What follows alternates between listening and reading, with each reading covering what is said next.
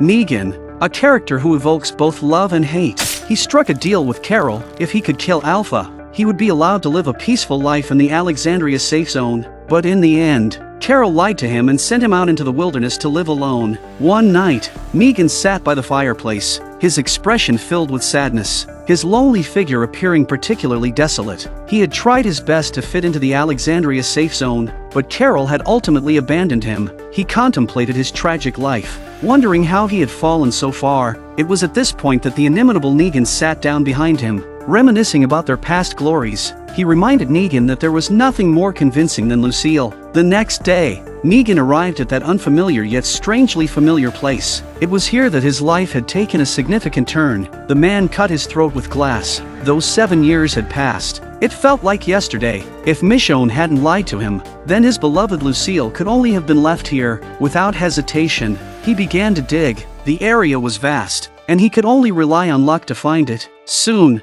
he had unearthed numerous holes, but there was no sign of Lucille. He continued to dig, not knowing how many holes he had dug. When the shovel hit something hard, he uncovered it to reveal his Lucille lying there. This baseball bat held so many memories, not only as a witness to the birth of the saviors but more importantly, because Lucille had been his wife's name. 15 years ago there was no outbreak of a post-apocalyptic virus and life was still normal. Negan, an unemployed gym teacher, spent his days gaming at home. His wife, Lucille, stormed in, fuming. She couldn't understand why her husband refused to find a job and instead spent his days playing video games with elementary school kids, and a $600 credit card overdraft on a leather jacket. Seeing Negan's nonchalant attitude, Lucille felt exhausted. Lucille was going to return the damn jacket. After a while, she was so depressed, she had to talk to her best friend. Just like us in real life, our girlfriends are always advising us to break up instead of advising us to make up.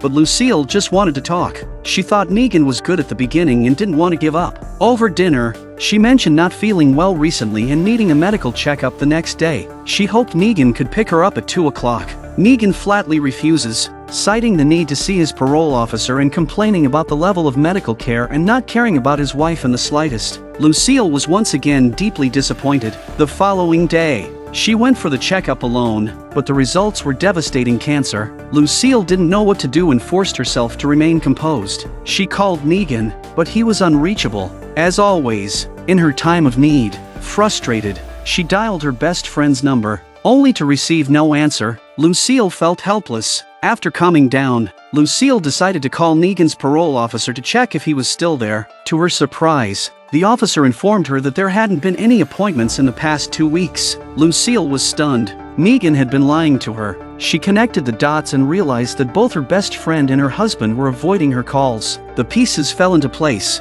and Lucille felt like a fool. She recalled how her friend had comforted her every time she was upset, and now it seemed they had been hoping she'd ask for a divorce all along. At that moment, the radio broadcasted news of cannibalistic incidents happening in various places, but Lucille couldn't care less. She just wanted to get home quickly. That evening, Lucille sat quietly, waiting for Negan to return, a handgun by her side. The moment she found out, she had indeed contemplated killing the adulterous couple. Soon after Negan returned, he saw something strange about his wife. Lucille tightened her grip on the gun and silently stared at her husband. In the end, she held back from mentioning the affair, merely tossing the diagnosis report onto the table. Slowly, 7 months passed, and the zombie virus had fully erupted. The couple had to stay at home. Lucille's condition grew increasingly dire. Even losing all her hair, they now relied on a stash of medications, carefully stored in low temperatures that Negan had painstakingly acquired.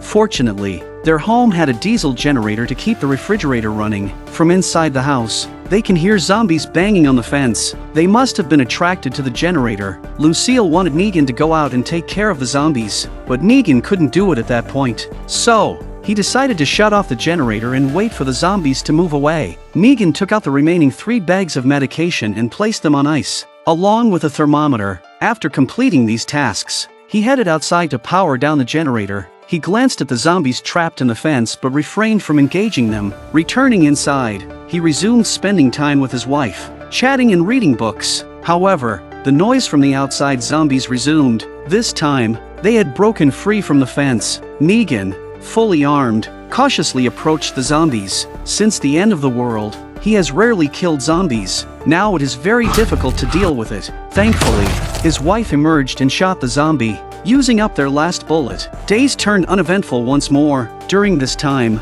Lucille suggested that Negan should leave her behind and join a group to have a better chance of survival. Negan refused, constantly reassuring his wife not to worry. He believed they could overcome cancer together, and once she felt better, they could hop on a motorcycle and go wherever she desired. Due to Lucille's hair loss, Negan had collected a variety of wigs in different colors, doing his best to bring some happiness to her remaining days. One evening, they shared a candlelit dinner together. Lucille reached behind her and handed Negan a gift. He opened it in surprise, only to find the jacket he thought she had returned. Lucille apologized, saying, "I'm sorry, honey. I overreacted before. If I had known what was coming, I wouldn't have cared if you had a job or those damn credit card bills. I lost sight of what truly matters." Their words touched each other deeply, grateful that they had one another during these trying times. They kissed each other in the depths of their emotions. The next morning Negan woke up with a start, suddenly remembering that the fridge hadn't been powered on. As he opened it, he saw that the ice had melted, and the temperature inside had risen to as high as 30 degrees. The couple exchanged a helpless glance. The remaining 3 bags of medication were ruined. However, Negan didn't give up. He began plotting a route on the map, recalling a place from the pre-apocalyptic days that might still have a clinic with medication. Negan? I said stop! I have something to tell you.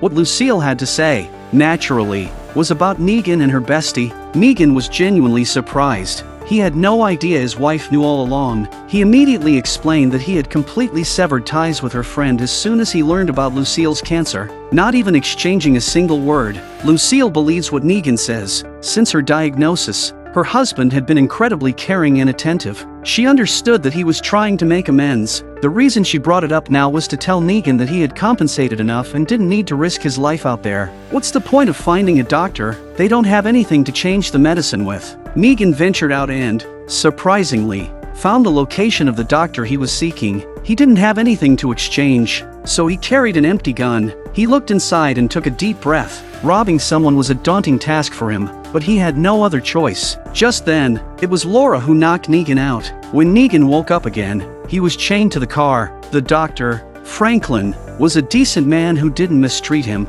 He even unlocked Negan's handcuffs and provided him with food. Ultimately, Franklin released Negan, packed the medications he needed, and returned the empty gun. Laura saw that Negan was unarmed.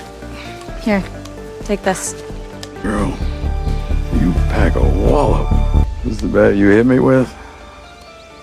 An unexpected turn of events occurred. He had planned to rush home, but Negan was captured along the way and given a severe beating. The captors wanted to know where Negan had found the medicine, promising to release him if he cooperated. Negan pleaded with the thugs not to take the drugs out. He had a wife with cancer at home. The men didn't care. The drugs were precious and needed to be refrigerated. What they truly coveted was the doctor's resources. So the man forces Negan to tell him where he can get the medicine. If he didn't comply, they were willing to play the waiting game, believing Negan wouldn't let his wife die at home. In the end, Negan had no choice but to compromise. He marked the doctor's location on the map and provided all the details about the people there. After Negan said that, they set off to get the doctor, while Negan was locked up. They had confirmed the accuracy of the information. A man opened the warehouse door and informed Negan that he could leave. Half an hour later, and so, Negan could depart with the medical supplies. He felt deep remorse for betraying Franklin, but he truly had no other option.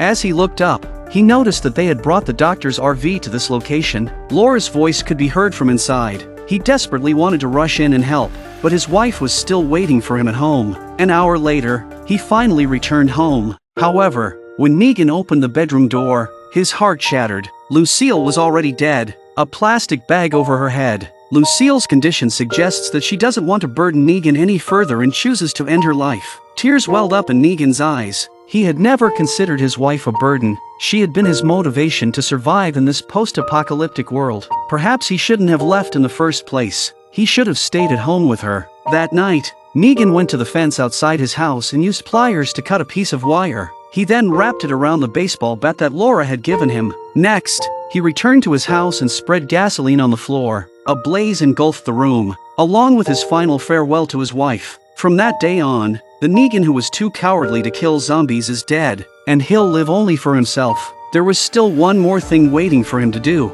At that moment, Franklin was still tied to a chair, and during a brutal beating, there were only 2 scattered men on sentry duty outside, and the man was a little drowsy. Suddenly, the first taste of human blood, Negan felt a sense of pleasure from within, followed by a second. The interrogators inside were alerted by the sound of gunfire, and the boss asked his men to go and check it out. But just outside, there was a scream, and he was so shocked. He crouched on the floor and aimed for the door. Taking advantage of the distraction, Franklin managed to free himself from the ropes and delivered a blow with the chair to the man. Negan handed the doctor a pistol and told him to find his daughter, leaving this place to him. Franklin understood and didn't ask any questions. After he left, 15 years have passed since then, and now Negan looks at the old baseball bat. While the zombie threat had been resolved, his Lucille had already split apart down the middle. From this moment on, Negan truly came to terms with himself. He apologized to his wife for leaving her in the first place. Everything he and the Saviors had done had been nothing but a way to numb himself and escape reality.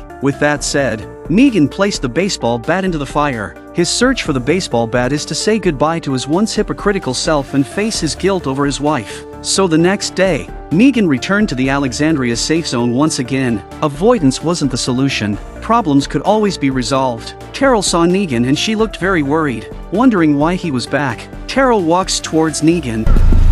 Where's the A-team off to? Looking for food at an army base Daryl found.